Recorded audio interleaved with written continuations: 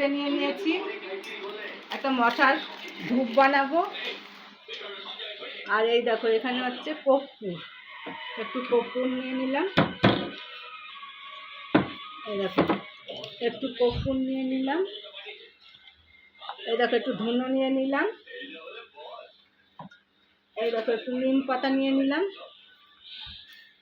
এই দেখো একটু ফিটকারি নিয়ে নিলাম। এইবারে আমি একটা মশার ধূপ বানাবো। একটু জল দিয়ে নিলাম। এই দেখো এইটা এবার মিক্সিতে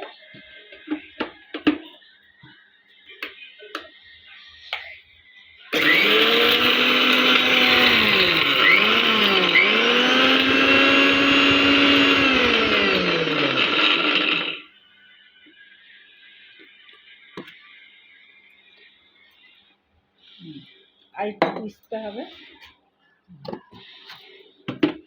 পিষে এইবারে আমি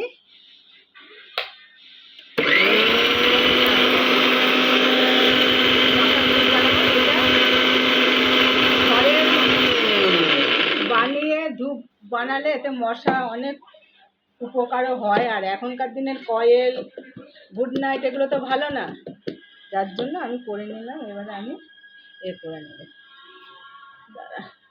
এরকম দলা দলা দলা দলা করে এবারে আমি এরকম করে রোদের মধ্যে দিয়ে দেবো। এই দেখো এরকমভাবে তোমরা করে নিতে পারো বাড়িতে। হ্যাঁ।